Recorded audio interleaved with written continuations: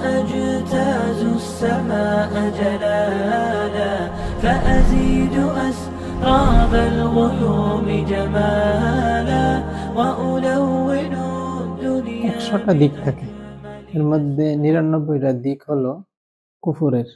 আর একটা সম্ভাবনা আছে যে এই ক্ষেত্রে যদি কথাটা বা কাজটাকে যদি প্রয়োগ করা হয় তাহলে এটা ইমানের অবস্থা হতে পারে। ব্যাখ্যা, তার অবস্থাটার ব্যাখ্যা 100 ভাবে করা যায়, 99টা ব্যাখ্যাই হবে যে এটা কুফুরি। একটা ব্যাখ্যা এমন করা যায় যে এটা কি ইমানের হালত এই অবস্থায় থাকতে পারে। তাহলে তার নিয়ত তো আমরা জানি না, বাহ্যিকভাবে তার উপর বিধান প্রয়োগ করার ক্ষেত্রে ওই একটা সম্ভাবনাকেই সামনে রেখে তারপর আর তাকফিরের হুকুম প্রয়োগ না করা। হইতে পারে সে এই সম্ভাবনাটার উপর ভিত্তি করে সেই অবস্থানটা গ্রহণ করেছে। এমনি আসল মূল ফায়সালাকারী তো কে? আল্লাহ তাআলা। এই ক্ষেত্রে রাসূল সাল্লাল্লাহু আলাইহি ওয়াসাল্লামের হাদিস যে বাইদা নামক জায়গায় মাহদির বিরোধী একটা বাহিনীকে আল্লাহ তাআলা ধসিয়ে দিবেন। আয়েশা রাদিয়াল্লাহু তাআলা আনহা জিজ্ঞেস করেছেন যে সেই বাহিনীর অন্তর্ভুক্ত ভালো মানুষও তো থাকতে পারে, ব্যবসায়ীরাও থাকতে পারে, কাফেলার সাথে রওনা হয়েছিল, সেই ঘটনাক্রমে ওদের অন্তর্ভুক্ত হয়ে গেছে। রাসূল সাল্লাল্লাহু আলাইহি ওয়াসাল্লাম বলেছেন ইউহশারুনা আলা নিয়াতিহিম, ওই চূড়ান্ত ফয়সালা তো কার? তাদের নিয়ত অনুযায়ী হাশরের ময়দানে উঠবে। বাহ্যিকভাবে তারা কাফেরের দলের অন্তর্ভুক্ত, কিন্তু তাই নয়।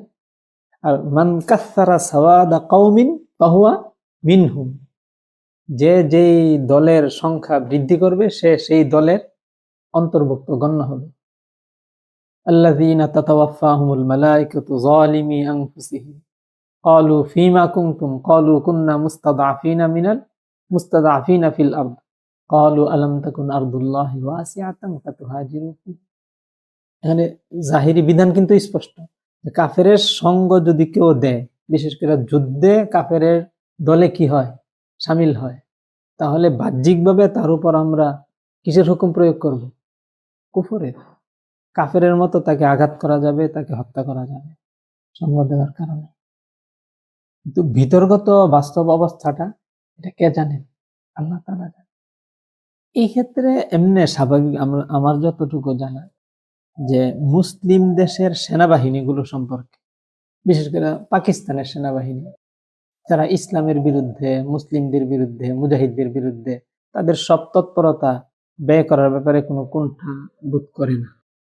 এদের ব্যাপারে বিধান কি? আমরা জানি পুরো পৃথিবীতে মুসলিমদের মধ্যে কাফেরদের মোকাবেলায় সবচেয়ে অগ্রসর দুইটা জামাত, আল কায়েদা আর একটা হচ্ছে তালিবানদের জামাত। বিশ্বে চিরদিন কাফের এবং মুসলিমের যুদ্ধ কি থাকবে? চলমান থাকবে।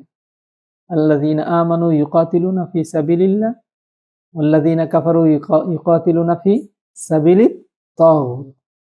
আর এই কিতালের ধারাবাহিকতাটা ওয়ালা ইয়াজালুনা ইউকাতিলুনাকুম হাত্তা ইয়ারুদ্দুকুম আন দীনিকুম। আবার মুসলিমদের প্রতি নির্দেশ ওয়াকাতিলুহুম হাত্তা লা তাকুনা ফিতনা। এই আয়াতের বাস্তব প্রয়োগ ক্ষেত্র, বাস্তব কিছু ব্যক্তিবর্গ সবসময় কি করবে? থাকবে, আছে। লা তাযালু তায়ফাতুম মিন উম্মতি ইউকাতিলুনা আলাল হক, মুসলিম শরীফের রিওয়ায়াত। এই বিষয়টা একেবারে সুনিশ্চিত যে চিরদিন কাফেরদের পক্ষ থেকে লা ইয়াজালুনা ইউকাতিলুনাকুম হবে, সর্বদা কিতাল চলতে থাকবে। মুমিনদেরও একটা দল সর্বদা কিসের মধ্যে থাকবে? কিতালের মধ্যে থাকবে। এখন বর্তমান বাস্তবতা যে কাফেরদের মুখোমুখি কিতালের মধ্যে বর্তমানে সবচেয়ে অগ্রসর বাহিনী কারা? যদি আমরা নির্দিষ্টভাবে নাম নেই তাহলে আল কায়েদা এবং তালেবান বলতে পারি। এখন হামাস আছে, বর্তমানে হামাসও তাদের মোকাবেলায় সরাসরি কি করতেছে? লড়তেছে। এখন এই তালিবান এবং আল কায়েদার মধ্যে মুসলিম এই বাহিনীগুলিও তো নিজেদেরকে কোন বাহিনীর অংশ মনে করে? জাতিসংঘ বাহিনীর অংশ মনে করে না? আমেরিকা থেকে প্রশিক্ষণ নেয় না তারা? তাদের এজেন্ডা অনুযায়ী মুসলিম মুজাহিদদের উপর তারা আঘাত করে না, ওদেরকে ওদের হাতে তুলে দেয় না, না তারা ইসলামের পক্ষ নিয়ে মুসলিমদের রক্ষা করার জন্য কাজ করে, মুজাহিদকে রক্ষা করার জন্য কাজ করে। এই যে দুই গ্রুপ, আল্লাযীনা আমানু ইউকাতিলুনা ফি সাবিলিল্লাহ ওয়াল্লাযীনা কাফারু ইউকাতিলুনা ফি সাবিলিত তাগুত, মুসলিম দেশের সেনাবাহিনীগুলো এই দুই গ্রুপের মধ্যে কোন গ্রুপের সহায়ক, কোন গ্রুপের অন্তর্ভুক্ত তারা? যারা স্পষ্ট তাগুত তাদের সহায়ক না? এটা কি গোপনীয় ভাবে না প্রকাশ্যে? প্রকাশ্যে। সুতরাং তাদের ব্যাপারে বিধান কি হওয়া উচিত? মান কাসসারা সাওয়াদা কওমিন ফাহুয়া মিনহুমের আলোকে কি হওয়া উচিত? তারপরে ওনাদের মধ্যে এদের ব্যাপারে সিদ্ধান্ত হলো, ওনাদের যে তালিবানদের বক্তব্য হলো, আল কায়দারটাই আগে বলি, আল কায়দার মাশাইখদের বক্তব্য হলো এদের ব্যাপারে যে এই বাহিনীগুলো যেমন স্বাভাবিক আমরা এখন এতক্ষণ আলোচনা করলাম, এরা কাফেরদের বাহিনী, জামাতগতভাবে তারা কি কাফের, হ্যাঁ তাদের মধ্যে ব্যক্তিগতভাবে কি রয়েছে? মুসলিম রয়েছে। দেখেন জামাতগতভাবে তাদেরকে কাফের বলার পরেও ব্যক্তিগতভাবে এখানে মুসলমান থাকার অবকাশ কি করেছেন? তারা স্বীকার করেছেন। যাকে ব্যক্তিগতভাবে মুসলমান বলতেছেন তারাও কিন্তু সেই বাহিনীর অন্তর্ভুক্ত, কিন্তু ব্যক্তিগতভাবে মুসলমান বলতেছে যে এখানে ব্যক্তিগতভাবে কি আছে? মুসলিম আছে। সে নিজেকে বাধ্য মনে করতেছে, অথবা অন্য যে কোনো অজুহাত হয়তো তার জন্য, বা অন্য কোনো ভুল বুঝের মধ্যে সে আছে, যে কোনো ভুল, এটাকে তারা অবকাশ হিসাবে গুনেছে। আর তালেবানদের অবস্থানটা আরো সফট, তারা বলেছে এই বাহিনীগুলো মুসলিম বাহিনী, বাকি ব্যক্তিগতভাবে অনেক কাফের এগুলোর মধ্যে আছে, এদের লিডার, এদের নেতৃত্বে, এদের জেনারেল, ওরা কাফের, যারা পরিচালনা করতেছে তারা কাফের, কিন্তু বাহিনীটা কি? মুসলিম। যারা ইচ্ছে করে ওই সমস্ত কুফুরির সহায়তা করতেছে, ইচ্ছে করে মুসলমানদের বিরোধিতা করতেছে, এই লোকগুলোকে তারা কি বলে? তালেবানরাও কাফের বলে, কিন্তু বাহিনীটা মুসলিম।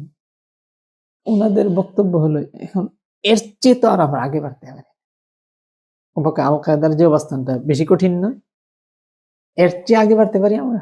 ওনারাও কিন্তু এই বাহিনীগুলোর ভিতরে কি রাখার অবকাশ মেনে নিয়েছেন? মুসলিম। মুকাতিল বাহিনীর ব্যক্তিগতভাবে প্রত্যেকের ফাহাম যে পর্যায়ে থাকুক, এই বাহিনীর ফাহামটা দিনের সহি ফাহাম হবে। কারণ রাসূল সাল্লাল্লাহু আলাইহি ওয়াসাল্লাম বলেছেন কি, লা তাজালু তাইফাতুম মিন উম্মতি ইউকাতিলুনা আলাল হক, হকের উপর থেকে তারা কিতাল করবে। আর এই হাদিসের শুরু অংশ কি জানেন? এটা তো লা তাজালু তাইফাতুম মিন উম্মতি ইউকাতিলুনা আলাল হক, এটা হাদিসের এক অংশ। এই একই হাদিসের পুরো অংশটা হলো, শুরু অংশ হলো মান ইউরিদিল্লাহু বিহি খাইরান ইউফাক্কিহু ফিদ্দিন, আল্লাহ তাআলা যার কল্যাণ চান তাকে কিসের বুঝ দেন? দ্বীনের বুঝ দেন। এবং এই হাদিসটাকে যারা জ্ঞানের সাথে, দ্বীন চর্চার সাথে জড়িত, তারা এই প্রথম অংশটা পরে স্টপ করে ফেলে, আর যারা জিহাদের সাথে জড়িত তারা পরে শুধু কোন অংশটা? তৃতীয় অংশটা। কিন্তু আসলে কিন্তু দুটোটা একত্রই। মুসলিম শরীফের কিতাবুল ঈমানের মধ্যে মুআবিয়া রাদিয়াল্লাহু তাআলা থেকে বর্ণিত, মান ইউরিদিল্লাহু বিহি খাইরান ইউফাক্কিহু ফিদ্দীন ওয়া লা তাযালু ইসাবাতুম মিনাল মুসলিমিন ইউকাতিলুনা আলাল হক হাত্তা ইউকাতিলা আখিরুহুমুল মাসিহাদ দাজ্জাল। এখানে জামাতগতভাবে তারা হকের উপর কি থাকবে? প্রতিষ্ঠিত থাকবে। তাদের ফাহামটা কি থাকবে? ইউফাক্কিহু ফিদ্দীন, দ্বীনের সহি ফাহাম সম্পন্ন হবে। কারণ এই ফাহাম সম্পন্ন যাদেরকে আমরা বাহ্যিকভাবে দেখি, আমরা তো বাহ্যিকটার ওই নির্দেশ প্রাপ্ত, একেবারে ভিতরগত সেই রহস্য তো আমরা নাহনু না'মালু বিয-যাহির নাকিলুল বাওয়াতিনা ইলাল্লাহ। আব্বাস রাদিয়াল্লাহু তাআলা আনহু রাসূল সাল্লাল্লাহু আলাইহি ওয়াসাল্লামকে কি বলেছেন যে আমি তো, জানেন আপনি, আমি যদিও কয়েদি হইছি বদরের, কয়েদি হয়েছিলেন না আব্বাস রাদিয়াল্লাহু তাআলা?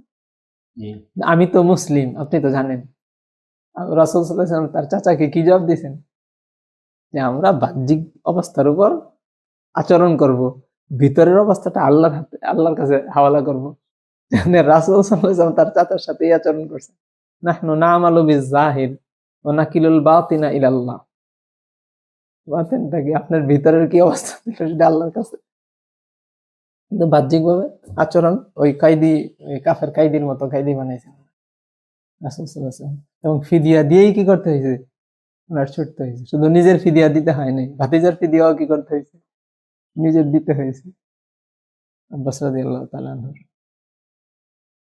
এক্ষেত্রে ভাইয়ের সাথে গতকাল আমি কিছু আলোচনা করেছিলাম যে এই ক্ষেত্রে মানে আমার ব্যক্তিগত আসলে আমারটা সঠিক হওয়া জরুরি না। অনেকের নিজের থাকতে পারে। আমি যতটুকু আমার বুঝ সে অনুযায়ী আমি বলি যে আল্লাহ তাআলা অনেক কিছু অস্পষ্ট রেখেছেন। মিনহু আয়াতুন মুহকামাতুন ওয়া উখারা মুতাশাবিহাত। আল্লাহ তাআলাই তো মুতাশাবিহাত গুলো রেখে দিয়েছেন। আল্লাহ এগুলি উধাও করে দিতে পারতেন না? রেখেছেন। এবং মুতাশাবিহাত গুলোর ব্যাপারে নির্দেশ দিয়েছেন। এগুলোর পিছনে কি করো না? ছোট না। এগুলোর পিছনে পড়ো না। ফাম্মাল্লাযীনা ফি কুলুবিহিম যায়গুন ফায়াত্তাবিউনা মা তাশাবাহা মিনহু। যাদের অন্তরে বক্রতা আছে তারা এই মুতাশাবিহাত গুলির পিছনে ছুটে। এইজন্য মুহকামাত গুলোই তো আমাদের দ্বারা শেষ হয়ে আসছে। আমি মুতাশাবিহাতে সন্দেহজনক ওই একজনের পিছনে লাগা পড়া, এই ফায়সালা করা, এটার দায়িত্ব তো আমার না। যে মুরসিকে জান্নাতে দিব না জাহান্নামে দিব, এরদোগানকে জান্নাতে দিব না জাহান্নামে দিব, এই বাহিনীর এই লোকটাকে জান্নাতে দিব না জাহান্নামে দিব, দায়িত্ব কি আমাকে দিছে? এই ফায়সালা করার আমার দরকার। হ্যাঁ, বাহ্যিক শরীয়তের বিধান আমি কি করে দিব? এই সমস্ত বিতর্ক হওয়াটাই তো এটা মানে এটাই প্রমাণ যে এই বিষয়গুলো কি সেই পর্যায়ের স্পষ্ট। আমাদের মধ্যে বিতর্ক হওয়া বা একজন একটা বলা আরেকজন আরেকটা বলা, এটাই প্রমাণ যে এটা কি না স্পষ্ট বিষয়। আর আকীদার বিষয়গুলোর ক্ষেত্রে আমরা জানি যে আকীদার যদিও এগুলি মানে বিশ্বাস সম্পর্কে, কিন্তু বিশ্বাস সম্পর্কীয় সব বিষয়ই কিনা এমন না যেগুলি অকাট্য।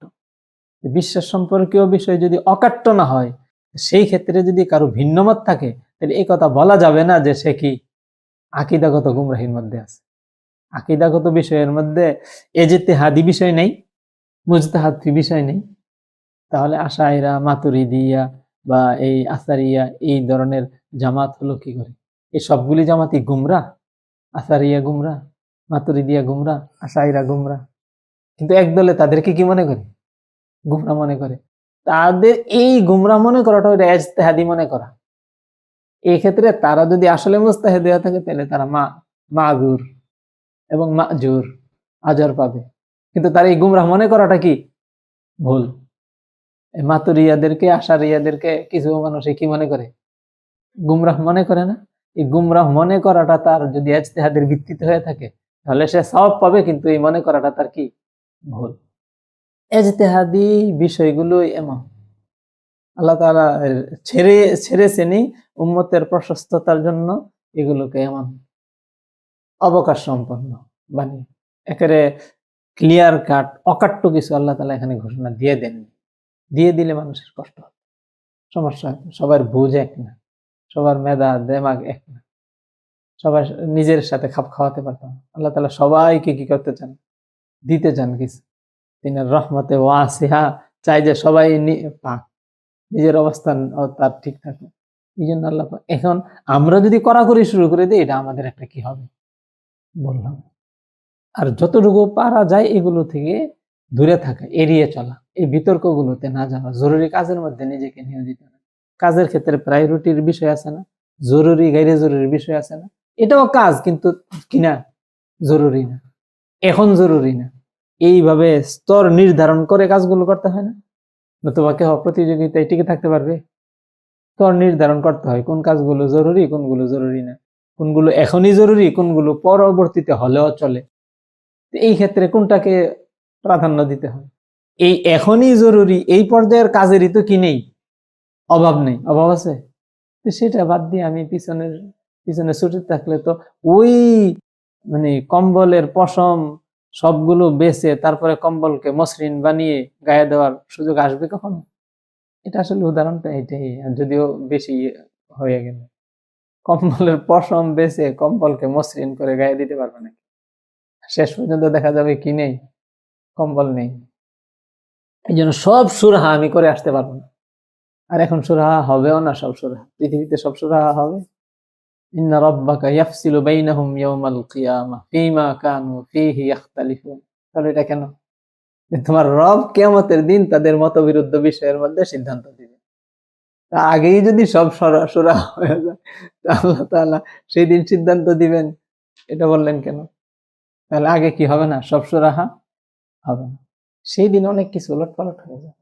দেখা যাবে যে যাকে আমি ভালো মনে করতেছিলাম সে আসলে ভালো নেই, যাকে আমি কোনো গণ্য করতেছিলাম না সে বিশাল বড় একটা কিছু হয়ে আছে। এমন উলটপালট অনেক কিছু হয়ে যায়। দেখা যাবে পৃথিবীতে কেউ জানতো না এই লোকটা কি করেছে, হাসরের মাঠে দেখা যাবে যে সে ইসলাম প্রতিষ্ঠা করে এসেছে পৃথিবীতে। আমরা তো মনে করি নিজেকে যদি আমি বিকশিত না করি, প্রকাশ না করি, আমি যদি সবার মধ্যে গ্রহণযোগ্য না হই, তাহলে আমার দ্বারা তো খেদমত হতে হবে না। এই ধোঁকায় আমরা নিজেদেরকে প্রকাশ করার জন্য কি করি, আরো চেষ্টা করি। যে গোপন সাহাবাই কেরামের মধ্যে অনেক এমন ছিলেন না যে গোপন। রাসূল সাল্লাল্লাহু আলাইহি ওয়াসাল্লাম প্রশংসা করেননি তাদের, যে আল্লাহর এমন এমন কিছু বান্দা আছে যে যারা জি তিমরাইনি আশআসা আগবারা, যে দুইটা ফাটা ছেঁড়া চাদর তার গায়ে, চুল উস্কো খুস্কো, শরীর ধুলিমলিন, মানে পরিপাটির কোনো তার সুযোগ ব্যবস্থা নেই। যদি কোনো মাজলিসে সে উপস্থিত থাকে তাকে কেউ পরামর্শের জন্য রায় জিজ্ঞেস করে না। আর যদি কোনো মাজলিসে উপস্থিত না থাকে কেউ তাকে কি করে না, তালাশ করে না, খোঁজ নেয় না যে অমুকে আসলো না। কোথাও যদি সে বিয়ের প্রস্তাব দেয় কেউ কি করে না, কবুল করে না। কিন্তু লাউ আকসামা আলাল্লাহি লা আবাররাহু, আল্লাহর নামে সে যদি কোনো কথা বলে আল্লাহ তাআলা তার কথার লাজ রক্ষা করেন, পূরণ করে দেন কথায়। পরে একজনের নাম নিয়েছিলেন রাসূলুল্লাহ সাল্লাল্লাহু আলাইহি ওয়াসাল্লাম, মিনহুমুল বারা, তার মধ্যে একজন হলো কি, বারা ইবনে হাজিব। এই লোকগুলো মাসাবিহুল হুদা, হিদায়াতের চেরাগ হয়ে থাকে, এদের উসিলায় আগুন জ্বলে, কিন্তু এরা গোপন। গতকাল আমি একটা ওই যে জাকারিয়া মাসউদ ভাইয়ের একটা বক্তব্যের অংশ কোট করেছিলাম। তিনি বলেছিলেন যে আসলে মানে আল্লাহর জন্য ইখলাসের সাথে কাজ করার প্রভাব যে কত বড়। উনি একটি ঘটনা উল্লেখ করেছেন যে ব্রিটিশ আমলে এই দেশে, ভারত উপমহাদেশে পাদ্রীদের তৎপরতা তো খুব বেশি ছিল। এক পাদ্রী এসেছে, এসে জায়গায় জায়গায় সে চ্যালেঞ্জ ছুড়ে যে আমার সাথে বিতর্কে কেউ জয়ী হতে পারবে না। সে তো যেহেতু কিছু প্রশিক্ষণ নিয়ে এসেছে, কিছু লেখাপড়া করে এসেছে, তো সাধারণ জনগণ বা সাধারণ আলেমরা তো তার মোকাবেলায় কুলিয়ে ওঠা কঠিন নয়। এইভাবে সে দাপিয়ে বেড়াচ্ছে। এক জায়গায় গিয়ে ঘোষণা দিয়েছে এইভাবে যে আমার সাথে কেউ টিকতে পারবে না, যদি কেউ পারে তাহলে আমি এটা করবো সেটা। তখন এক জায়গার মধ্যে সব আলেমদেরকে এইভাবে চ্যালেঞ্জ ছুড়েছে। তখন আলেমরা ভেবেছেন যে তার মোকাবেলা হওয়া দরকার। এইভাবে সে জনগণকে বিভ্রান্ত করতেছে। এখন সর্বশেষ সিদ্ধান্ত হলো যে এই মুবাহাসার, এই বিতর্ক অনুষ্ঠানের জজ থাকবে ইংরেজ প্রশাসক। সে সময় তো এই দেশে ইংরেজদের রাজত্ব, বিভিন্ন অঞ্চলের প্রশাসককে ইংরেজরা, তার সভাপতিত্বেই এই বিতর্ক অনুষ্ঠান অনুষ্ঠিত হবে। 3 দিনের সময়, 3 দিন পর্যন্ত বিতর্ক অনুষ্ঠান হবে। এর মধ্যে রহমতুল্লাহ কিরানবী প্রথম দিন তিনি পাদ্রীর দলিলাদিল্লাহ তার বক্তব্য উপস্থাপনের পরে তিনি বক্তব্য দিয়েছেন। তার প্রথম দিনের বক্তব্যের পরেই পাদ্রী আর আসেন। 3 দিন বিতর্ক হওয়ার কথা, পাদ্রী আর কি করে নাই, আসেন। অথচ বিচারক তার দেশীয় লোক, তার পক্ষের লোক, তার ধর্মের লোক। সে বুঝছে যে না, এখানে আর আমার দাঁত এখানে গলানো যাবে না। সে চলে গেছে তুরস্কে। সেখানে গিয়ে সে বাগাড়ম্বর করতেছিল যে আমি ভারতবর্ষের সমস্ত আলেমদেরকে পরাজিত করে এসেছি। তুরস্কের খলিফা তো চিন্তিত হয়ে পড়েছেন যে এভাবে ফিতনা ছড়াচ্ছে লোকটা, ভারতবর্ষের সব আলেমরারে পরাজিত করে এসেছে, এখন চ্যালেঞ্জ করতেছে এখানে এসে। সে সময় হজের মৌসুমে তুরস্কের খলিফা আরব থেকে কোনো আলেম তুরস্কে আনার জন্য যে হজের কাফেলা গিয়েছিল সেই আমিরকে বলেছে। আমির বলেছে যে ভারতবর্ষে সে যেই লোককে পরাজিত করে এসেছে বলতেছে সে তো হজে এসেছে। তাহলে খলিফা বলছে তাহলে তাকে পাঠিয়ে দাও। তো রহমতুল্লাহ কিরানবীকে পাঠিয়ে দিয়েছে তুরস্কে। উনি তুরস্কে যাওয়ার পরে যখন পাদ্রী শুনছে যে উনি আসছে, সে তুরস্ক থেকে ভাগছে। এই ব্রিটেন 2 বছর পরে গিয়ে হার্ট অ্যাটাক করে সে মরছে, আর আসে না, আর পৃথিবীতে কোথাও তর্কে যায় না। তখন খলিফা রহমতুল্লাহ কিরানবীকে বলল, আপনি যে দলিলগুলো উপস্থাপন করেছিলেন সেগুলো লিখিত আকারে প্রকাশ করেন। লিখে ফেলেন, গুছিয়ে উনি লিখে ফেলেছেন। কিতাবটার নাম হয়েছে ইজহারে হক। সেটাকে খলিফা বিভিন্ন ভাষায় অনুবাদ করে ছড়িয়ে দিয়েছেন, ইংরেজি ভাষায় অনুবাদ করেছে। এই ইংরেজি ভাষার অনুবাদ পড়ছে আহমদ দিদাদের হাতে। তিনি হয়ে গেছেন মুসলমান। তার শিষ্যত্ব গ্রহণ করে জাকির নায়েক হয়ে গেছে জাকির নায়েক। আর এই জাকির নায়েকের দ্বারা কি হচ্ছে বলেন? সরাসরি তো মুসলমান হচ্ছে কিছু মানুষ, কিন্তু অমুসলিমরা যে মুসলিমদের বিরুদ্ধে চ্যালেঞ্জ ছুড়বে, এমন হাজারো লাখো অমুসলিম এই দুঃসাহস হারিয়ে ফেলতেছে না? তারা চুপসে গেল না? এই চুপসে যাওয়াদের সংখ্যা কি আমরা জানি? এরপরে মুসলিমদের মধ্যে যারা দুর্বল মুসলিম ছিল, জাকির নায়েকের এই অবস্থানটা না থাকলে, এই তাদেরকে পরাজিত করার এই অবস্থাটা যদি প্রত্যক্ষ না করতো, কতজন তাদের দ্বারা বিভ্রান্ত হতো, আর কত লাখ মুসলমানের ঈমান নষ্ট হয়ে যেত, ইসলামের কোনো মজবুত ভিত্তি নাই বলে সন্দেহ করত। আমাদের ওয়াজ নসিহত তাদের কি কাজে লাগতো? কত মুসলমানের ঈমানের হেফাজত হচ্ছে, কত কাফের তাকে ভয় পাচ্ছে, কত মুসলিমের ঈমানের হেফাজত হচ্ছে, হচ্ছে না? এই রিবাতটা জাকির নায়েকের দ্বারা দেখে। এই জন্য জাকির নায়েক সন্ত্রাসী। সে সন্ত্রাসী না? ভারতের মোদি তাকে সন্ত্রাসী ভাবে না? বাংলাদেশের হাসিনা তাকে সন্ত্রাসী ভাবে না? লোকে তাকেও সন্ত্রাসী ভাবে। সে অস্ত্র নেয়নি হাতে, কিন্তু সে তাদের দিলের ভিতরে কি সৃষ্টি করেছে? তোর হিবু নাবিহি আদু আল্লাহ, আল্লাহ শত্রুদের অন্তরের মধ্যে ত্রাস সৃষ্টি করেছে সে। এখন দেখেন যে রাহমাতুল্লাহ কিরানবী ছোট্ট একটা বারুদ জেলে দিয়েছেন, এটা বিস্ফোরিত হয়ে কোন পর্যায় পর্যন্ত পৌঁছেছে? আল্লাহ তাআলা যদি কবুল করেন কারো চেষ্টাকে, আল্লাহ এটাকে কি করে দিতে পারেন? এবং বিশাল করে দিতে পারেন। আমরা এখন যে সময়ের মধ্যে আছি, একটা অবস্থা সময়ের মধ্যে নেই, এটাও তো একটা পৃথিবীর একটা গুরুত্বপূর্ণ সময় না? গুরুত্বপূর্ণ সময় না? আমার জন্য এর চেয়ে গুরুত্বপূর্ণ সময় আর কি? এই সময় আমার জন্য যে করণীয় কাজ, এটা যদি আমি সম্পাদন করে দিতে পারি, এটাকে আল্লাহ তাআলা সেইভাবে কি করবেন? এক সময় বিশাল বড় আকারে প্রকাশ করবেন। আর বিশেষ করে সময়েরও সবগুলো সময় এক ধরনের না। আল্লাহ তাআলা সময়গুলোর মধ্যেও কি করেছেন? মানুষের মধ্যে যেমন ফাদ্দালা বা'দাহুম আলা বা'দিন, সময়গুলোর মধ্যে এক সময়কে আরেক সময়ের উপর কি করেছেন? মানে পার্থক্য করেছেন। যেমন জুমার দিন, রমাদান, এগুলো অন্যান্য সময়ের তুলনায় কি বেশি শ্রেষ্ঠ নয়? এমনি ভাবে কালের ইয়ার ক্ষেত্রেও বিভিন্ন কালের বিভিন্ন বৈশিষ্ট্য। রাসূল সাল্লাল্লাহু আলাইহি ওয়াসাল্লামের যে সময়টা আর বর্তমান সময়টা একই সময়, পার্থক্য নেই? তো পার্থক্য থাকার পরেও একটা সাদৃশ্য রাসূল সাল্লাল্লাহু আলাইহি ওয়াসাল্লামের সময়ের সাথে বর্তমান সময়ের অনেক বড় আকারে, যেটা মধ্যবর্তী সময়ে ছিল না। সেটা কি? আপনি দেখেন, ইসলাম এর বিজয় রাসূল সাল্লাল্লাহু আলাইহি ওয়াসাল্লাম এবং সাহাবায়ে কেরামের মাধ্যমে আল্লাহ তাআলা বাস্তবায়ন করেছেন। সাহাবায়ে কেরাম যেই বিজয়ের ধারা প্রতিষ্ঠিত করেছিলেন, সেটা চলতেছিল দীর্ঘদিন যাবত, তাই নয়? এবং এর মাধ্যমেই কিন্তু সারা পৃথিবীতে বিভিন্ন অঞ্চলে ইসলাম ছড়িয়ে পড়েছে। মূল ভিত্তি ছিলেন কারা? সেই সময় কিন্তু বিজয়টা এত দৃশ্যমান ছিল না, এত বড় আকারে ছিল। বিস্তৃত হয়েছে আরো কখন? আরো পরে নয়? কিন্তু মূল ভিত্তি স্থাপন করেছেন কারা? সাহাবায়ে কেরাম। মর্যাদা কার বেশি? সাহাবায়ে কেরামের মধ্যে, আমি আরো গুছিয়ে বলি, সাহাবায়ে কেরামের মধ্যেও শুরুতে যারা ছিলেন তাদের বাহ্যিক বিস্তৃতিটা খুব বেশি ছিল, বাহ্যিক বিজয়টা বেশি ছিল, না মনে হচ্ছিল যে এগুলো কোনো কাজই না, শুধু মার খাচ্ছে আর কি, এখান থেকে সেখানে ছুটে বেড়াচ্ছে, দাঁড়ে দাঁড়িয়ে ঘুরছে, ছোট্ট ছোট্ট কাফেলা, বিজয় হলো অল্প অল্প বিজয় হচ্ছে। আল্লাহ তাআলা কি বলতেছেন? লা ইয়াস্তাবি মিনকুম মান আনফাকা মিন ক্বাবলিল ফাতহি ওয়া কাতাল উলাইকা আ'যামু দারাজাতাম মিনাল্লাযিনা আনফাকু মিন বা'দু ওয়া কাতালু ওয়া কুল্লাম ওয়া'দাল্লাহুল হুসনা। তো মক্কা বিজয়ের আগের যুদ্ধগুলি দিয়ে বিজয় বড় আকারে এসেছে, না পরের যুদ্ধগুলো দিয়ে বিজয় বড় আকারে এসেছে?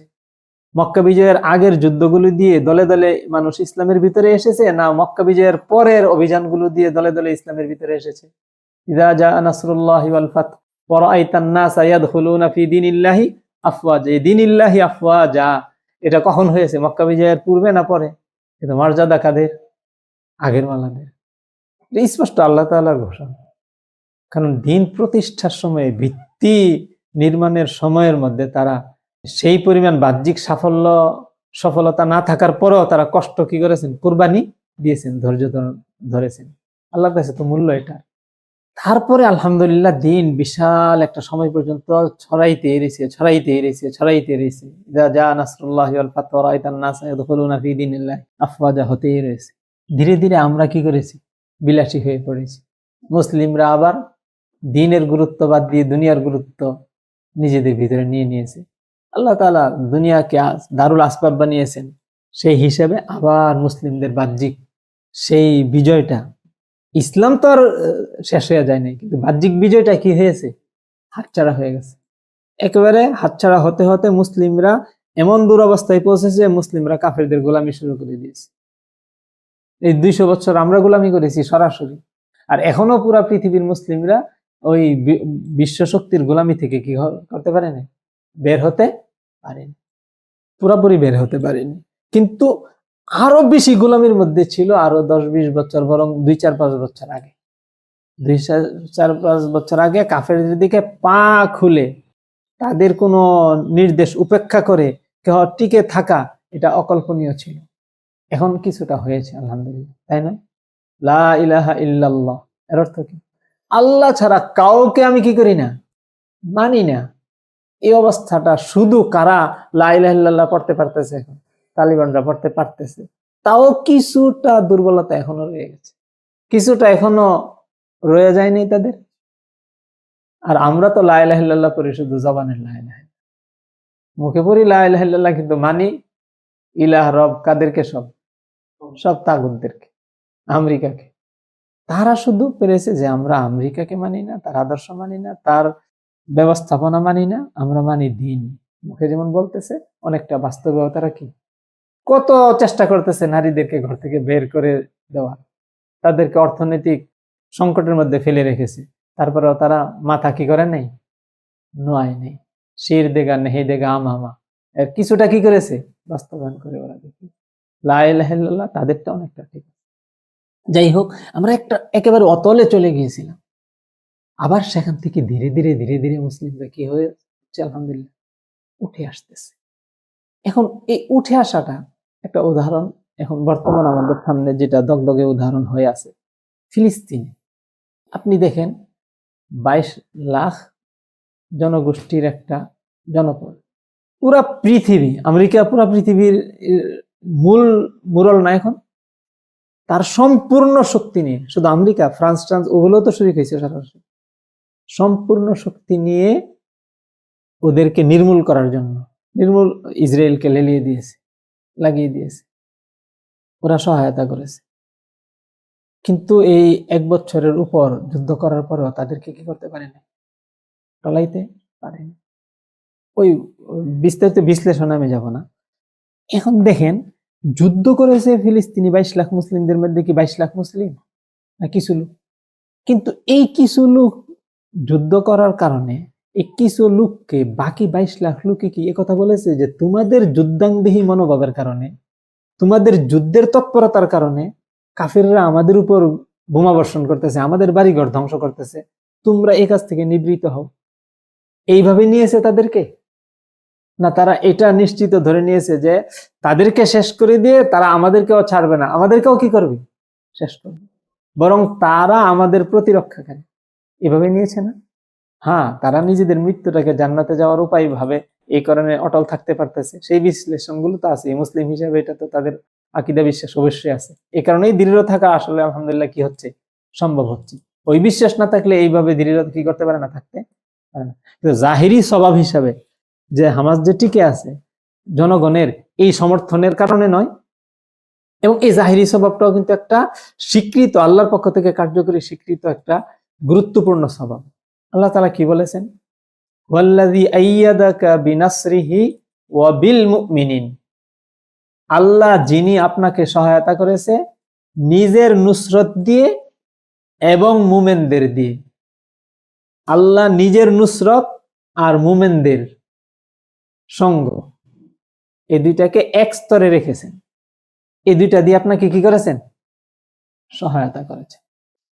আল্লাহর রাসূল সাল্লাল্লাহু আলাইহি ওয়াসাল্লামকে আল্লাহ তাআলা সহায়তা করেছেন, যেই কথাটা বলেছেন সেটা হলো কি, আল্লাহর নুসরত আর মুমিনদের সঙ্গ। ইয়া আইয়ুহান নাবিয়্যু হাসবুকাল্লাহ ওয়া মান ইত্তাবাআকা মিনাল মুমিনিন। আমরা যদি নিজেদের পক্ষ থেকে এমন বলতাম, মানে কল্পনা করা যেত এটা কি শিরিক করে ফেলতেছি কিনা, যে যথেষ্ট আপনার জন্য আল্লাহ এবং আপনার অনুসারী মুমিনরা। আল্লাহর সাথে আবার অনুসারী মুমিনরা আনতে হয় কেন? আমরা নিজেদের পক্ষ থেকে বললে এমন একটা সন্দেহের অবকাশ সৃষ্টি হয়ে যেত না? কিন্তু কে বলতেছেন যে আল্লাহ আপনার জন্য যথেষ্ট? আর কে? এই যথেষ্ট হওয়ার ক্ষেত্রে আর কে? আপনার অনুসারী মুমিনরা। তাহলে সাধারণ মুমিনদের সঙ্গটা এটা কি আল্লাহর সাহায্য প্রাপ্তির জন্য, বিজয়ের জন্য গুরুত্বপূর্ণ না গুরুত্বপূর্ণ না? হামাসের মধ্যে এই ঘটনাটা ঘটেছে না ঘটেনি? সাধারণ মুমিনদের সঙ্গটা তারা পেয়েছে। দেখেন আলহামদুলিল্লাহ, শুধু 22 লাখ লোক সারা পৃথিবীর মোকাবেলায় এই অবস্থানটা সৃষ্টির কারণে তারা আলহামদুলিল্লাহ টিকে গেছে, তাই নয়? আপনি আফগানিস্তানের আমরা অবস্থাটা আমাদের সামনে, সেখানে তালিবান যে 20 বছর যুদ্ধ করে আমেরিকার মোকাবেলায় তারা আলহামদুলিল্লাহ টিকে ছিল এবং বিজয়ী হয়েছে। সাধারণ জনগণ কি এ কথা বলতেছিল যে দেখো আমেরিকা আমাদের উপর বোমা ফেলে তোমাদের কারণে? মুসা আলাইহিস সালামের কওম কি করেছিল?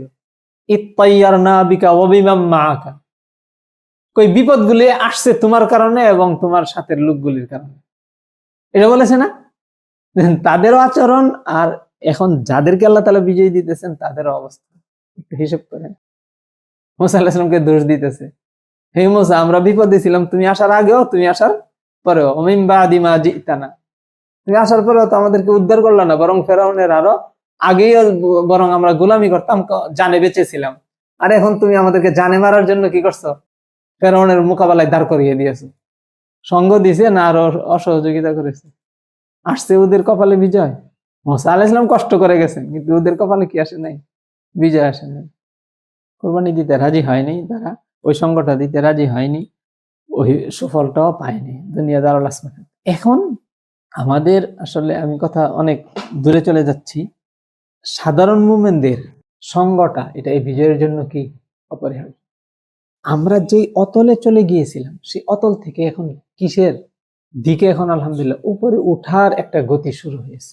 জায়গায় জায়গায় এই শর্তগুলো পূরণ হচ্ছে আর আলহামদুলিল্লাহ মুমিনরা কি হয়ে আসতেছে? উঠে আসতেছে।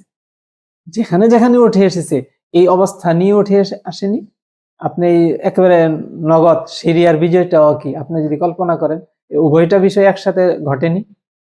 কিছু মুমিন মুজাহিদ এবং তাদের সঙ্গ দিয়েছে কারা? কারা সঙ্গ দিয়েছে? মুমিনরা। এই সঙ্গ দেওয়াটা মুমিনদের জন্য এটা অপরিহার্য।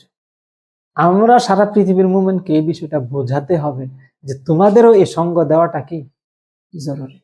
যদি সত্যিকার কি হতে চাও, মুমিন হতে চাও, বিজয়ী হওয়া পরের কথা, সত্যিকার মুমিন হতে চাইলে আল্লাহ তাআলা কি বলতেছেন? ওই যে লাইসাল বিররান তুআল্লু ওয়াজহাকুম কিবালাল মাশরিকি ওয়াল মাগরিবি, এই আয়াতের শেষে গিয়ে কি বলেছেন আল্লাহ তাআলা? ওয়াস-সাবিরিনা ফিল বাসাই ওয়াদ-দাররাই ওয়া হিনাল বাস উলাইকাল্লাযিনা সাদাকু ওয়া উলাইকা হুমুল মুত্তাকুন।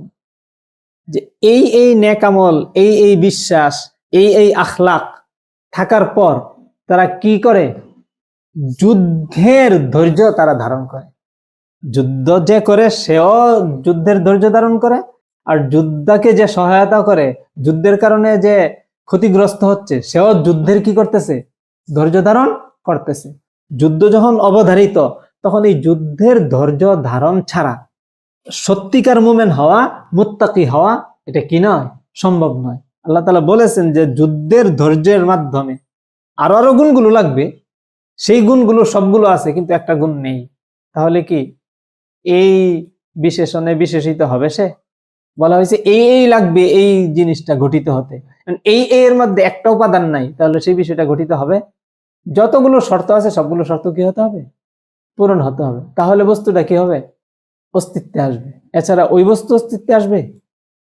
তাহলে যুদ্ধের ধৈর্য ধরাটা এটা মুত্তাকি হওয়ার জন্য, সত্যিকার মুমিন হওয়ার জন্য কি জরুরি। কারণ বর্তমানে যুদ্ধ ফরজ হয়ে আছে না আমাদের উপর, আক্রান্ত হয়ে আছি না আমরা জায়গায় জায়গায়। আর আক্রান্ত হওয়ার ক্ষেত্রে আল্লাহ তাআলা বলেছেন মা লাকুম লা তুকাতিলুন, কি হলো যে তোমরা যুদ্ধ করছো না? আক্রান্ত মুসলিমদের ব্যাপারে আল্লাহ তাআলা নির্দেশ দিয়েছেন কি তাদের জন্য শুধু হাই হতাশ করা, না যুদ্ধ করা?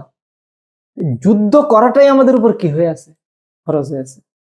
এখন যুদ্ধের মধ্যে তো আসলে যুদ্ধ তো আর সবাই সৈনিক হয়ে করে না, কেউ সহায়তা করে, কেউ রান্না করে করে, কেউ চিকিৎসা করে করে, বিভিন্ন ভাবে যুদ্ধ করে।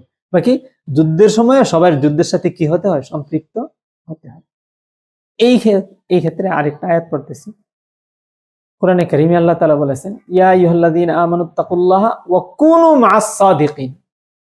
এই আয়াতের তাফসীর কি, এই আয়াতের প্রেক্ষাপট কি, এই আয়াতের শানে নুজুল কি? এই আয়াত অবতীর্ণ হয়েছে গাজওয়ায়ে তাবুকের প্রেক্ষাপটে। তখন কয়েকজন খাঁটি মুসলিম ওই যুদ্ধে কি করেননি, অংশগ্রহণ করেননি। সেই যুদ্ধটা ফরজ হয়েছিল কেন? কাফেররা মুসলিমদের কোন অঞ্চল দখল করে নিয়েছিল? কোন মুসলিম বাহিনীকে আক্রমণ করেছিল? মুসলিমদেরকে বন্দী করে নিয়েছিল? না। ইমামের হুকুম তো আর ইয়াতে আসে নাই, কি বলবো আমি, হটকারিতামূলক ভাবে ইমাম কোন হুকুম দিয়ে দেয় না।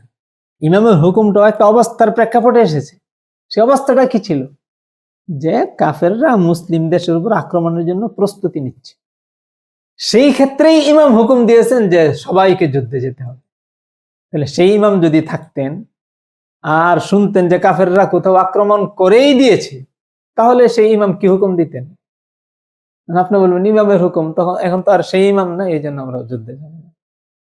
ইমাম হুকুম কি দিয়েছেন? নিজের পক্ষ থেকে কোনো হটকারিতামূলক ভাবে, না কোনো প্রেক্ষাপটের ভিত্তিতে? কারণ সেই প্রেক্ষাপট যদি কখনো হয়, তখনকার ইমামের জন্য ফরজ কি হবে? ওই ইমামের অনুসরণ করা। এখন ইমাম যদি সেই অনুসরণ না করে, তাহলে ও হুকুম কি রহিত হয়ে যাবে? বা ও ইমাম যদি উল্টা বরং আরো যারা যুদ্ধে আক্রমণ করতেছে তাদের পক্ষ নেয়, তখন কি হবে?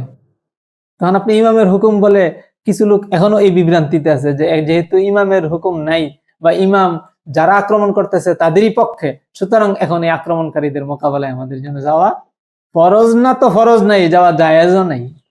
চিন্তা করে দেখেছেন?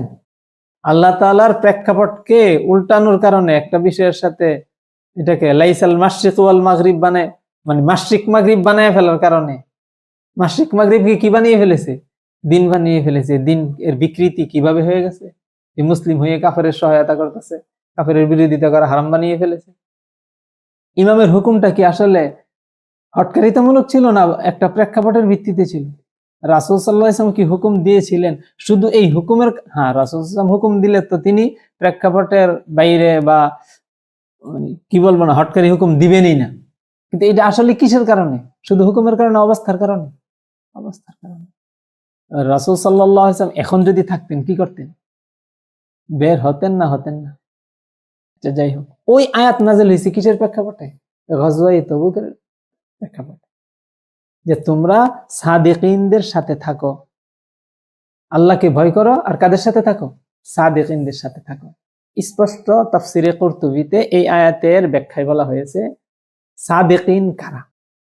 আল্লাযীনা খারাজু মা রাসূলিল্লাহি সাল্লাল্লাহু আলাইহি ওয়াসাল্লাম ফিল গাজবি। সাদিকিনের স্পষ্ট ব্যাখ্যা যে রাসূল সাল্লাল্লাহু আলাইহি ওয়াসাল্লামের সাথে যারা যুদ্ধে বেরিয়েছে, তোমাদের তাদের সাথে থাকা উচিত ছিল।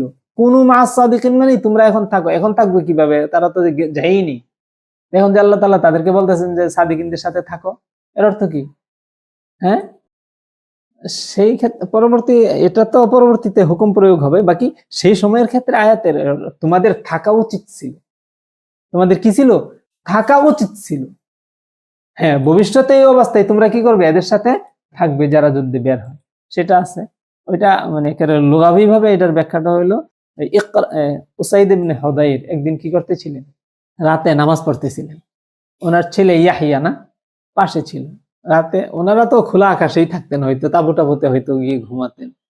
খোলা আকাশেই নামাজ পড়তেছেন, পাশে ঘোড়া বাঁধা, ওনার ছেলে অশোয়া। তো উনি কোরআন তেলাওয়াত করতেছেন।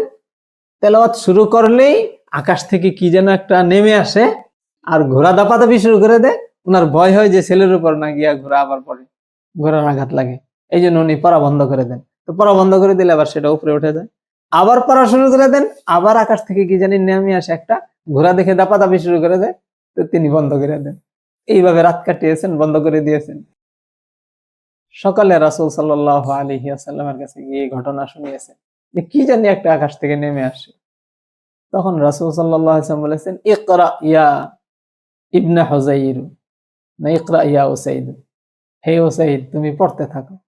এখন পড়তে থাকো থাকো বলছে, তখন তোমার পড়তে থাকা উচিত ছিল। এই দাফাদাফির কারণে তোমার পড়াটা বন্ধ করা কি হয়নি, ঠিক হয়নি। ইকরা ইয়া উসাইদ, ইকরা ইয়া উসাইদ, এমন বলেছেন রাসূল সাল্লাল্লাহু আলাইহি ওয়াসাল্লাম, পড়ো পড়ো পড়ো, মানে ওই সময় পড়তে থাকাটা ভালো ছিল।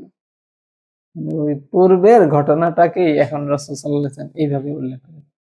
অবস্থাটা কি? এখানেও আল্লাহ তাআলা ইত্তাকুল্লাহা, মানে ওয়া কুনু মা'আস সাদিকিন, ওই 3 সাহাবীর ক্ষেত্রে কথাটা হলো কি, যে তোমাদের কি করা উচিত ছিল, যাওয়া উচিত ছিল তাদের। তাহলে যখন কিছু মুসলিম আগ্রাসী কাফেরের মোকাবেলায় যুদ্ধে ব্যস্ত, অন্য মুসলিমদের জন্য এই আয়াতের আলোকে কর্তব্য কি? তাদের সঙ্গ দেওয়া না তাদের থেকে বিচ্ছিন্ন থাকা? সে ইত্তাকুল্লাহ, আল্লাহকে যদি ভয় করে তাহলে তাদের উচিত কি? এদের সঙ্গ দেওয়া। আমাদের মুসলিম যারা নাকি আল্লাহকে পেতে চায়, জান্নাতে যেতে চায়, জাহান্নাম থেকে বাঁচতে চায়, এই সাধারণ মুসলিমগুলিকে এই বিষয়টা, আল্লাহর হুকুম, এটা বোঝাতে হবে যে তোমাদের জন্য ফরজ এ সাদেকিনদের সাথে কি করা? থাকা। এ সাদেকিন কারা? যারা আল্লাহর শত্রুর মোকাবেলায় নিজের জীবন বিলিয়ে দেওয়ার ব্যাপারে কি নয়, কুণ্ঠিত নয়, জীবন বিলিয়ে দেওয়ার জন্য তারা প্রতীক্ষা, প্রস্তুতি নিচ্ছে। মিনাল মুমিনিনা রিজালুন সাদাকু মা আহাদুল্লাহ আলাইহি, আল্লাহর সাথে যে প্রতিশ্রুতি তারা দিয়েছে যে শুধু আল্লাহকেই রব মানবে, আর কাউকে কি মানবে না, রব মানবেন। আল্লাহকে রব মানার অর্থ কি আমেরিকাকে রব মানা? তার আদর্শ মেনে নাও। এই বিষয়ের উপর যারা অটল, কেউ এই পথে নিজেদের জীবন বিলিয়ে দিয়েছে, ওয়ামিনহুম মাইয়ান্তাজির, আর কেউ কি এই বিলিয়ে দেওয়ার অপেক্ষায় আছে। এই লোকগুলোকে আল্লাহ তাআলা কি বলেছেন? সাদাকু, এরা হলো সাদিকিন। এই সাদিকিনদের সঙ্গ গ্রহণ করা তোমাদের জন্য কি? অপরিহার্য। এটা হবে তাকওয়ার দাবি। এটা হবে কিসের দাবি? তাকওয়ার দাবি। যেহেতু তাকওয়ার বিষয়টা এসেছে, রমাদান আসতেছে আমাদের কিসের জন্য? তাকওয়া অর্জনের জন্য। রমাজানের রোজা আমরা রাখবো কিসের জন্য? আলহামদুলিল্লাহ, মুসলিম স্বাভাবিকভাবে অনেকেই রমাজানের রোজা, রমাজান উদযাপন করে, রমাজানের সম্মান করে, রোজা রেখে তাকওয়া অর্জনের জন্য। কিন্তু রমাজানের দ্বারা যে তাকওয়া অর্জিত হবে, এই তাকওয়া আর জিহাদের দ্বারা যে তাকওয়া অর্জিত হবে, এই দুইটার মধ্যে কি কোনো সংঘর্ষ আছে? রমাজান উদযাপনে যদি আমরা সেই তাকওয়ার অর্জনের পথ ভুলে যাই, রমাজানের তাকওয়া আসবে না? দুটোটা তাকওয়া এক জায়গা থেকেই আসবে। সে রমাজান খুব উন্নতভাবে পালন করলো, কিন্তু আল্লাহ তাআলার যে ফরজ বিধান ছিল যে তোমরা কাফেরদের মোকাবেলায় সীসা ঢালা প্রাচীরের মতো একজনের আরেকজনের সাথে কি হয়ে যাও? সম্পৃক্ত হয়ে যাও, সেটা থেকে আমি বিচ্ছিন্ন, তাকওয়া অর্জিত হবে। সেখান থেকে রমাজানের ফজিলতটা আমরা পাবো। একই সূত্রে গাথা উভয়টা। আপনি দেখেন, মক্কা বিজয় হয়েছে কত রমাজান? হ্যাঁ, 17 রমাজান, ঠিক আছে তো? না, মক্কা বিজয় না, ভুল, বদর হয়েছে কত রমাজান? 17 রমাজান। তো যুদ্ধটা কি রমাজানের? আল্লাহ তাআলা ইচ্ছা করলে রমাজানে এই কাজটা সংগঠিত না করিয়ে অন্য সময় করাইতে পারতেন না? রমাজানের তাকওয়া অর্জনের সাথে যুদ্ধ, এটা কি সাংঘর্ষিক না বরং আরো সহায়ক? এই মাসে যুদ্ধ ঘটিয়ে আল্লাহ তাআলা কি দেখিয়ে দিলেন? যে তাকওয়া অর্জনের একটা দুই বড় মাধ্যম একত্রিত হয়ে গেল। রমাজানও তাকওয়া অর্জনের মাধ্যম, জিহাদও কি অর্জনের মাধ্যম? তাকওয়া অর্জনের মাধ্যম। দুই মাধ্যম যদি একত্রিত হয়, অর্জনটা আরো বেশি কি হবে? সহজ হবে না? শক্তিশালী হবে না? শুধু বদরই রমাজানে হয়েছিল? ফাতে মক্কা কোথায়? 20 রমাজান। 20 রমাজান কি হয়েছে? এই রমাজানেই। আর এই ফাতে মক্কার সফরে সাহাবায়ে কেরাম কি ছিলেন না? হ্যাঁ, সাওম ছিলেন, রোজা ছিলেন। তাহলে কোন তাকওয়া অর্জনটা গুরুত্বপূর্ণ? যদি উভয়টা একত্রে সমন্বয় করা না যায়, তাহলে কোনটাকে অগ্রগণ্য রাখতে হবে? জিহাদের তাকওয়া অর্জনটা। রোজা ছিলেন না? রাসূল সাল্লাল্লাহু আলাইহি ওয়াসাল্লাম স্পষ্ট বলছেন, ইন্নাকুম মুলাকুল আদুওয়ি গাদান ওয়াল ফিতরু আকওয়ালাকুম, সামনে তোমাদের শত্রুর মুখোমুখি হতে হবে। রোজা না রেখে শক্তি অটুট রাখা তোমাদের জন্য বেশি, শক্তির জন্য সুসংহত ব্যবস্থা হবে। বাহ্যিক শক্তি না একেবারে আন্তরিক শক্তি? সুফি মার্কা জবাব দিয়ে দিবেন যে গতকাল এক জায়গায় বলেছিলাম, তো সবাই বললো, 4 জনের মধ্যে 3 জনেই বলতেছে কি যে হ্যাঁ সবাই রোজার সাথে ছিলেন, জেহাদের সফর, রোজার সাথে থাকবো না, আল্লাহর সাথে, রমজান মাস। এটা কি হয়? আমাদের চিন্তা ভাবনাটা কিভাবে দেখেন কি হয়ে আছে, গঠিত হয়ে আছে। আমরা ভাবতেছি কি যে রোজার সাথে ছিলেন, দিনটাকে, দিনের হাকিকতকে, দিনের ভিতরগত রহস্যকে আমরা বেশি ভালো বুঝি না আল্লাহর রাসূল বেশি ভালো বুঝেন? ফামান শাহিদা মিনকুমুশ শাহরা আমাদের উপর নাযিল হয়েছে, ফামান শাহিদা মিনকুমুশ শাহরা ফালইয়াসুম কার উপর নাযিল হয়েছে? আল্লাহর রাসূল সাল্লাল্লাহু আলাইহি ওয়াসাল্লামের উপর। ইন্না আলাইনা কুরআনাহু সুম্মা ইন্না আলাইনা বায়ানাহু। কাকে এই কথা বলেছেন আল্লাহ তাআলা? যে কোরআন আপনার মুখ দিয়ে আমি প্রকাশ করে দিব এবং এর বয়ানও আপনাকে দিয়ে দিব, এর ব্যাখ্যাও আমি দিয়ে দিব। কাকে বলেছেন? রাসূল সাল্লাল্লাহু আলাইহি ওয়াসাল্লামকে। তিনি এর ব্যাখ্যা আমাদের চেয়ে কি বলেন ভালো বুঝেন। ফামান শাহিদা মিনকুমুশ শাহরা ফালইয়াসুম তার উপর নাযিল হয়েছে, কিন্তু তিনি দেখেন রমজানে কি করার নাই, কাউকে রোজা রাখার নাই, নিজেও রোজা রাখেননি রাসূল সাল্লাল্লাহু আলাইহি ওয়াসাল্লাম। গজওয়ায়ে আহজাবে কি করেছিলেন? সালাত আদায় করেছিলেন। যখন অবস্থাটা সব পুরো যুদ্ধই সালাত ছেড়ে দিয়েছিলেন, কারণ আমরা আবার ছুটি না পেয়ে যাই যে আমি মুজাহিদ, আমার তো আর কিছু লাগবে না, ওই মারিফতের মতো, ও তো মারিফত পেয়ে গেছে, শরীয়ত আর কি করে না, লাগে না। শয়তান এই ধোঁকাও আরো কাউকে কাউকে দেয়, আমি তো জিহাদের পথে আছি, শহীদ হয়ে যাবো, সুতরাং আমারও কিছু অন্যায় অপরাধ করলে সমস্যা নেই, নাউজুবিল্লাহ। এটা শয়তানের কঠিন একটা ধোঁকা। এই মারিফতি গুলিরাও ধ্বংস করছে, খ্রিস্টানরাও ধ্বংস করছে, আমাদেরকে অনেকে ধ্বংস করছে। খ্রিস্টানরা কি বলে ধ্বংস করছে? যে ঈসা আলাইহিস সালাম তো তোমাদের পক্ষ থেকে জবাই হয়ে সবার গুনাহ মাফ করিয়ে দিয়েছে, এখন পৃথিবীতে যা অন্যায় অপরাধ করো সব তো মাফ, অগ্রিম মাফ করতে থাকো। এই জন্য এরাও নির্দ্বিধায় করতে থাকে। এটা তাদের নির্দ্বিধায় বেশি করে অন্যায় অপরাধ করা, জুলুম অত্যাচার করা, এটা ঈসা আলাইহিস সালামের প্রতি অতিরিক্ত ভক্তির একটা আস্থার একটা প্রতীক হয়ে আছে তাদের। রাস্তা আছে দেখি সে এইগুলি করে, যার রাস্তা নেই সে বেঁচে থাকার চেষ্টা করবো, তাই না? যার এই বিশ্বাস আছে যে মাফ করিয়ে দিয়েছে, সে বেঁচে থাকার চেষ্টা করবে কেন? এই অন্যায় অপরাধ থেকে বেঁচে থাকার চেষ্টাই মানে তার মাফ হয়েছে যে এটার প্রতি কি নেই, বিশ্বাস নেই।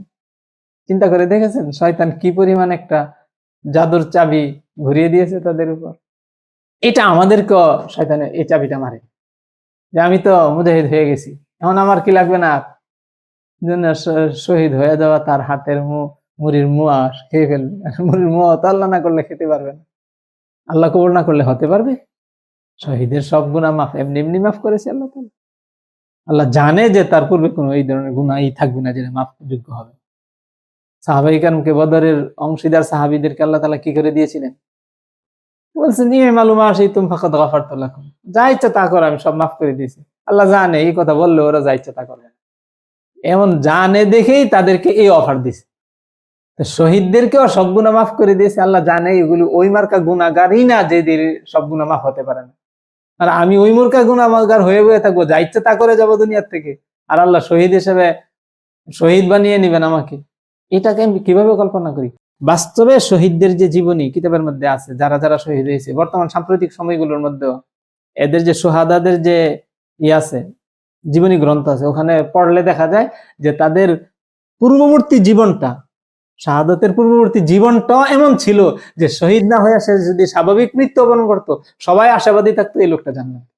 তাদের আমল, আখলাক, ইবাদত, বন্দেগী, তাকওয়া, পরহেজগারি এই পর্যায়ের ছিল প্রত্যেকের, যাদের লিস্টে রাখা সম্ভব হয়েছে।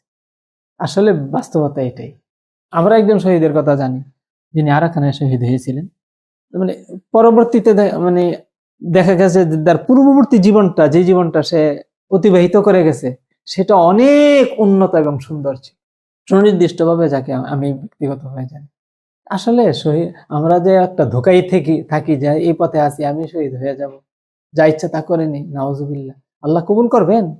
এই জন্য এই ধোঁকায় না থাকা, এই জন্য বরং তাদের আমল আখলাক আরো বেশি কি থাকে, উন্নত থাকে, তারাই উপযোগী হয়। দ্বীনের প্রতিষ্ঠার মতো একটা কাজ আল্লাহ তাআলা কারো দিয়ে নিবেন, তার নিজের অবস্থা কি উন্নত থাকবে না? এই জন্য যে কথা চলতেছিল আমাদের, যে তাকওয়া অর্জনের বড় একটা মাধ্যম হলো রমাদান, আবার তাকওয়া অর্জনের বড় মাধ্যম হলো কি, জিহাদের আমল, জিহাদ। এখন আলহামদুলিল্লাহ আমাদের সামনে রমাদান আসতেছে। এখন যদি আমরা নিজেদের রমাদানের হক আদায় এবং রমাদানের যে ফাজাইল গুলো আছে এগুলো মাথায় রেখে আমাদের নিজেদেরকে ব্যক্তি জীবনটাকে সেইভাবে উন্নত করে গড়ে তুলি। আর জেহাদের তৎপরতার যে ফরজ আমল, এর সাথে আমাদের যে সময়টাকে যদি আমরা ব্যয় করতে পারি, ইনশাআল্লাহ তাকওয়ার বিশাল বড় একটা উন্নত স্তরে আমরা পৌঁছে যেতে পারি। রমাজানের ফজিলতের ব্যাপারে হাদিসে এসেছে কি, যে প্রতিটা নফল আমল রমাজানে কিসের মর্যাদা পায়? ফরজের মর্যাদা পায়। নফল আমল ফরজ আমলের মর্যাদা পাওয়া, এটা কি পরিমাণ তার মর্যাদা বাড়লো, এটা কি আসলে আমরা কেউ কল্পনায় নিয়েছি? নফল আর ফরজের ব্যবধান হলো, হাদিসে রাসূল সাল্লাল্লাহু আলাইহি ওয়াসাল্লাম বলেছেন, কেউ যদি রমাজানের রোজা রমাজানে না রেখে অন্য সময় কাজা করে, তাহলে রোজাকে বাদ দেয় নাই, শুধু ফরজ রোজাটাকে তার আপন জায়গা থেকে কি করেছে? সরিয়েছে। তাহলে রমাজানে রাখার ফজিলতটুকু সে পায়নি। রোজা রাখেনি বিষয়টা এমন না, রমাজানের কি পায়নি? ফজিলতটুকু পায়নি। এই ফজিলতটুকু উদ্ধারের জন্য সে যদি সারা জীবন নফল রোজা রাখে, সারা জীবন নফল রোজা রাখার দ্বারা প্রত্যেক দিন রোজার দ্বারা তাকওয়া অর্জন হবে না? প্রত্যেক দিন রোজার দ্বারা তার জাহান্নাম দূরে সরবে না? প্রত্যেক দিনের রোজাই তার আল্লাহর নূর অর্জন হবে না? আল্লাহর নৈকট্য লাভ হবে না? ওই সব মিলিয়ে যা হবে, এই রমাজানের রোজার এই যে একটু ফজিলত নষ্ট হলো, এই নষ্টটুকু পূরণ করে দিতে পারবে না। এই খাতটা কি হবে না? পূরণ হবে না। সেই ফজিলত অর্জিত তার হবে, কিন্তু এই ক্ষতিটুকু তার কি হবে না? পূরণ হবে না। তাহলে ফজিলত মর্যাদা কিসের বেশি? ফরজের বেশি নয়? কি পরিমাণ বেশি? এই জন্য লক্ষ লক্ষ কোটি কোটি নফল একটা ফরজের কি হবে না? সমান হবে।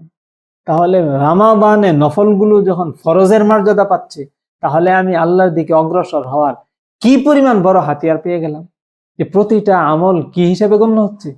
ফরজ। আর হাদিসে এসেছে, ফরজ দিয়ে আল্লাহর যেই পরিমাণ দ্রুত নিকটবর্তী হওয়া যায়, অন্য আমল দিয়ে এই পরিমাণ দ্রুত নিকটবর্তী হওয়া যায় না। স্পষ্ট বুখারীর রিওয়ায়াতের মধ্যে এসেছে যে বান্দা ফরজ আমল দিয়ে যেই পরিমাণ দ্রুত আল্লাহর নিকটবর্তী হয়, অন্য কোনো কিছু দিয়ে এই পরিমাণ দ্রুত কি হয় না? নিকটবর্তী হয় না। তাহলে ওই পরিমাণ দ্রুত অগ্রসর হওয়ার বিশাল একটা ক্ষেত্র আমি কি করলাম? পেয়ে গেলাম। এমনি কিন্তু ফরজ বেশি করার কি নেই? অবকাশ নেই। ফজরের নামাজ 2 রাকাত ফরজ, ফরজের মর্যাদা অনেক বেশি, এই জন্য 4 রাকাত পড়ে ফেললাম ফজরের নামাজ ফরজ। সম্ভব হবে? অবকাশ আছে? নেই, 2 রাকাতই করতে হবে। এই জন্য ফরজ বেশি করার অবকাশ নেই। হ্যাঁ, নফল কি করা যায়?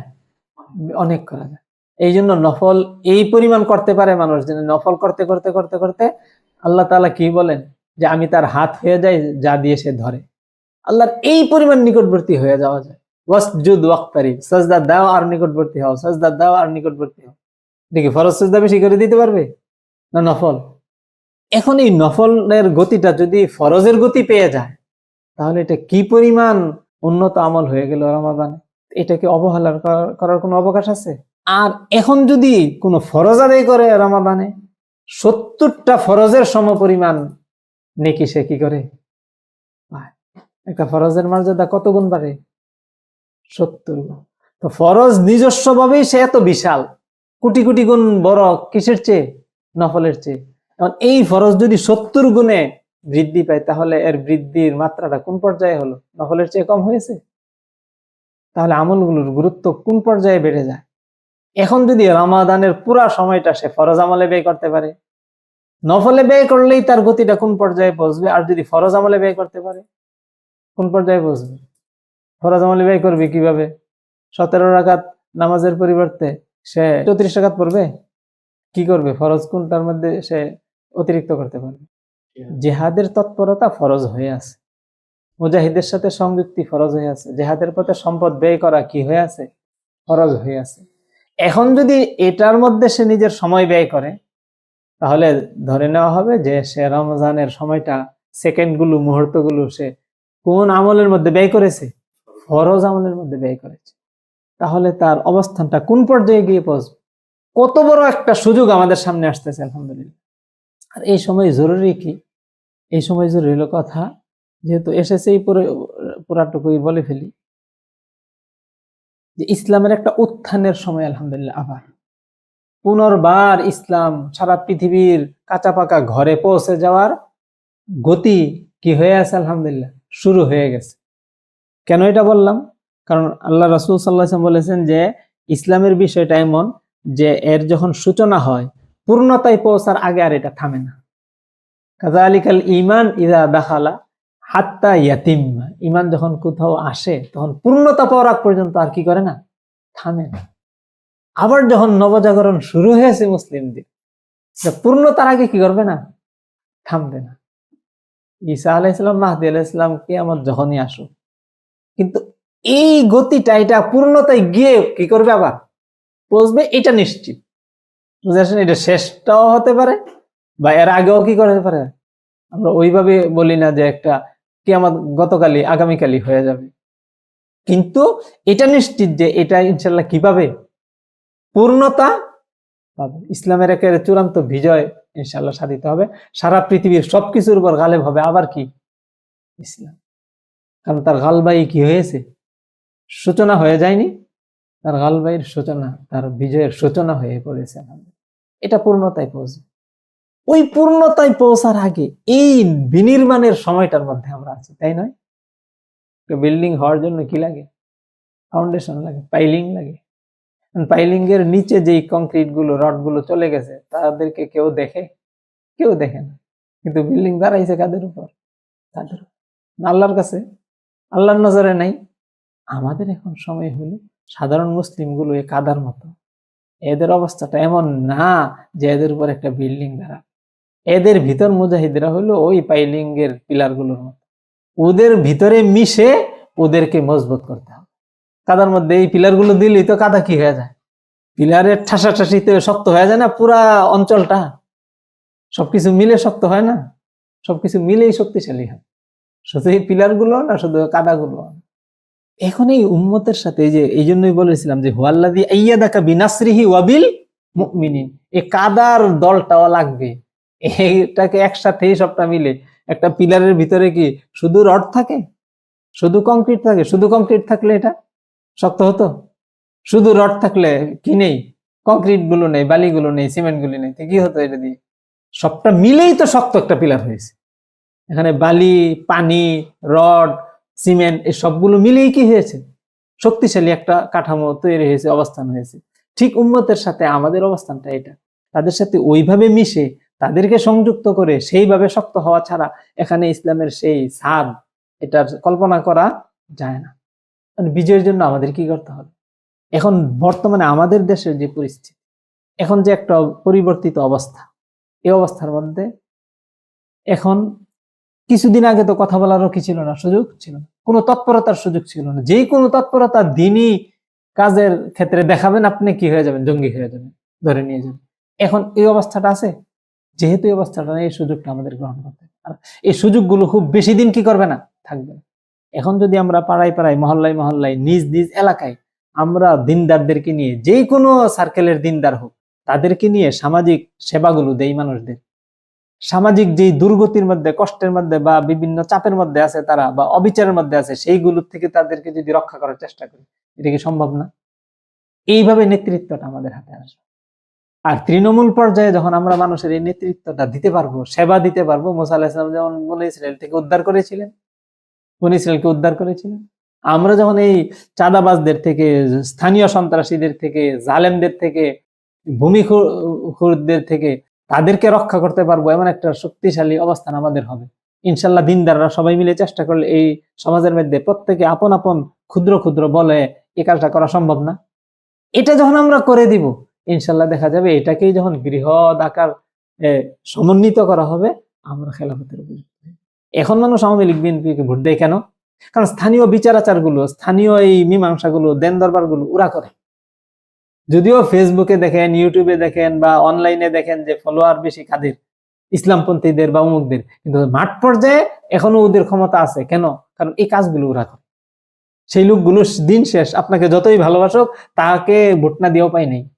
সে যদি জানে যে তাকে ভোট দেয় নাই, তখন সে বিপদে পড়বে, তার সমাজ থেকে, সমাজের মধ্যে কোনো ধরনের একটা খারাপ অবস্থায় ফেলে দিবে। সমাজটা কিন্তু আমাদের হাতে না, আমাদের হাতে, ওদের হাতে, খারাপ অপশক্তিগুলোর হাতে। সেখান থেকে তাদেরকে যদি আমরা তাদেরকে আস্থাশীল করতে পারি যে হ্যাঁ আমরা ওদের মোকাবেলায় তোমাদেরকে সুরক্ষা দিতে পারবো, তোমরা সুবিচার পাবে, ওই আস্থাটা আসলে তখন মুসলমানদের পক্ষে আসবে। আমি ভোটের নির্বাচনের কথা বলতেছি না, মুসলমানদের এই পক্ষটা আমাদের জন্য এটা জরুরি। হয়তো ইসলামপন্থীরা গেলে একটা সহযোগিতা হবে আমাদের জন্য, রাস্তাটা খোলা থাকবে, আর নতুবা ওরা গেলে আরো বেশি তাড়াতাড়ি সংকুচিত হওয়া শুরু করবে। ইসলামপন্থীরাও এক পর্যায়ে সংকুচিত করা শুরু করে দিবে না, বিষয়টা এমন নাও হতে পারে তারাও, কিন্তু সেটা আরো একটু দেরি হবে, বা এই ফাঁক ফুকরে দিয়ে আমরা বের হয়ে যেতে পারি। কিন্তু ওগুলো যদি আবার ক্ষমতায় যায়, তো ওই ফাঁক ফুকুরটাও তাড়াতাড়ি কি হয়ে যাবে, বন্ধ হয়ে যাবে, এই আশঙ্কা করা যায়। এই জন্য আমরাও ওদের ওইভাবে তাদের তৎপরতা দিয়ে সেইভাবে ইসলাম প্রতিষ্ঠা হবে এটা আশা করি না, কিন্তু আমাদের জন্য পথটা একটু বেশি সুগম থাকবে তাদের মাধ্যমে, এটা আশা করতে পারি।